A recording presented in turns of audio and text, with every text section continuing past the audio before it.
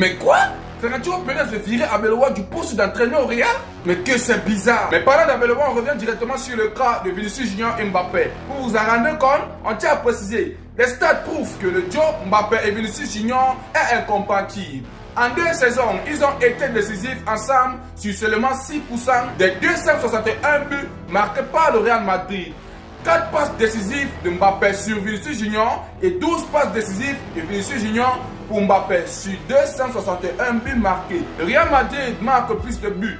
Quand l'un des deux n'est pas là, 2,3% de buts marqués par match contre 2,03 buts par match marqués quand les deux jouent ensemble. Ce qui veut dire que le Real Madrid gagne plus quand l'un des deux n'est pas là. 69,3% de victoire contre 62,3% quand ces deux jouent ensemble.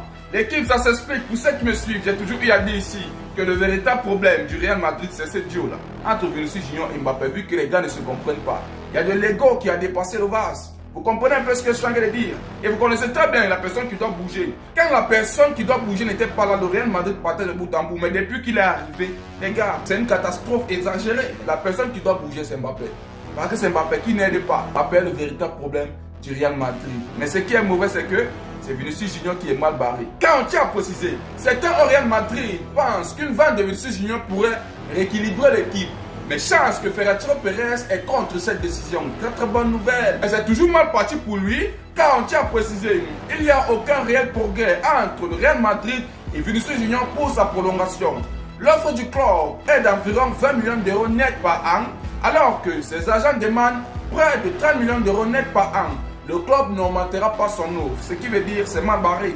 Si Vinicius Junior se voit en train de jouer pour rien, il va partir. Du coup, il ne va pas continuer.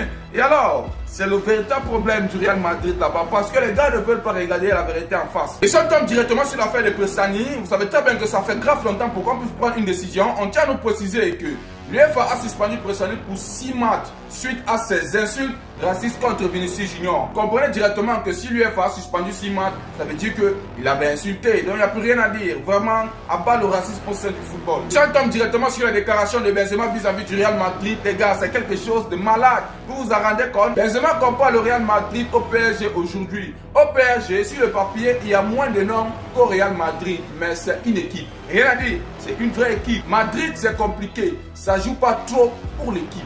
Ouais, un peu, ça joue pas trop équipe. Ils se parlent pas assez. Tu peux mettre l'entraîneur que tu peux. Les gars, rien ne va changer. Ça s'explique de jour en jour. Il y a trop de négo. On a parlé ça matin, midi et soir. Même si nous ne sommes pas des fans du Real Madrid, on voit ce qui se passe là-bas. Parce qu'on sait où le club peut aller. Le PSG n'a pas trop les noms comme ça.